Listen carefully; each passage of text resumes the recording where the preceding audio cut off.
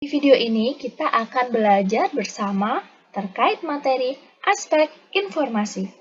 Sebelumnya, Bu Guru mau tanya nih, siapa yang suka membaca buku? Ya, buku merupakan sumber informasi. Oleh sebab itu, membaca buku dapat membantu menambah wawasan kita tentang suatu hal. Kita bisa mendapatkan beragam informasi untuk lebih memahami peristiwa dalam kehidupan dengan membaca buku.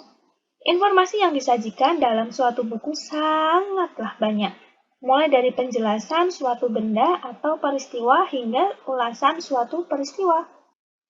Sebelum kita mulai masuk ke materi, Bu Nazil mempunyai sebuah petuah nih untuk anak-anakku.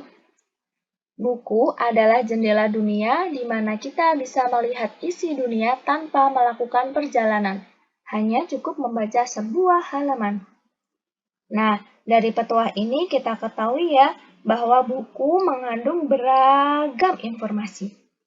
Informasi yang terdapat dalam buku bisa diuraikan secara lebih detail ke dalam 6 jenis aspek. Jadi, di dalam video ini kita akan belajar dan memahami tentang 6 aspek tanya dalam menguraikan informasi. Aspek yang pertama ada aspek apa atau what.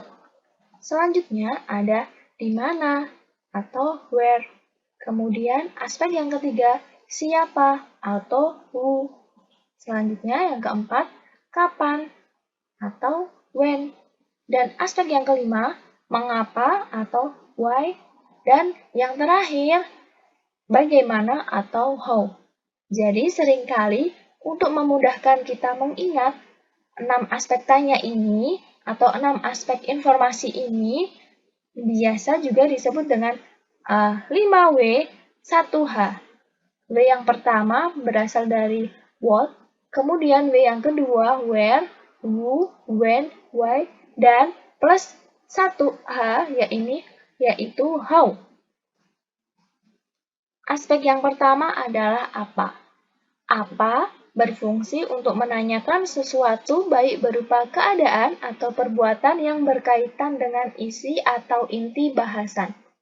Adapun jawaban untuk kata tanya ini adalah suatu pengertian, keterangan, ataupun penjelasan dari apa yang ditanyakan. Contohnya, apa yang dimaksud dengan kalimat tanya? Nah, dari pertanyaan ini kita dapat menjawab kalimat tanya merupakan kalimat. Nah, ini merupakan contoh jawaban suatu pengertian. Aspek yang kedua adalah di mana. Di mana merupakan sebuah kata tanya yang berfungsi untuk menanyakan tempat suatu peristiwa berlangsung, lokasi yang akan dituju, serta tempat yang sedang digunakan atau yang tengah disambangi. Nah, pokoknya kalimat tanya di mana ini tentang selalu berkaitan tentang lokasi atau tempat. Contohnya, di manakah kamu membeli buku itu? Nah, jadi jawaban yang benar seperti apa? Aku membelinya di toko buku seberang sekolah. Kemudian contoh lagi, di mana rumahmu? Nah, ini menanyakan letak dari rumahnya, lokasi dari rumahnya. Jadi jawaban yang benar, rumahku berada di Jalan Parikesit nomor 16. Aspek yang ketiga adalah siapa. Kata tanya siapa berfungsi untuk menanyakan pelaku yang terkait, tersangkut atau turut serta dalam suatu peristiwa. Adapun jawaban dari kata tanya ini adalah orang, nama jabatan, atau nama pekerjaan. Contohnya, siapa yang akan mengantarmu membawa rapot di sekolah nanti? Jawabannya, kata siapa biasanya adalah menanyakan orang. Jawabannya berarti ayahku. Keterangan lanjutannya, ayahku yang akan mengantar aku membawa rapot nanti. Contoh lain, siapa yang bertamu ke rumahmu kemarin malam? Itu kerabatku, Sani namanya. Nah, siapa selalu berkaitan dengan tokoh atau pelakunya ya. Aspek yang keempat adalah kapan. Kapan merupakan kata tanya yang berfungsi untuk menanyakan interval peristiwa terjadi suatu keadaan atau waktu terjadinya. Nah, jawaban dari kata tanya ini dapat berupa jam, hari, tanggal, bulan, tahun, ataupun lamanya sebuah kejadian. Contohnya, kapan acara wisuda akan dilaksanakan? Acara wisuda akan dilaksanakan pada tanggal 21 Oktober nanti. Selanjutnya, kapan kita akan berlibur ke kampung halamanmu? Jawabannya, mungkin minggu depan sepertinya. Nah, aspek yang kelima ada mengapa. Mengapa merupakan kata tanya yang berfungsi sebagai penanya alasan atau sebab sebuah peristiwa terjadi. Jadi, jawaban atas kalimat tanya ini adalah umumnya diawali dengan karena atau sebab. Contohnya, mengapa kau tak ikut acara perpisahan kemarin?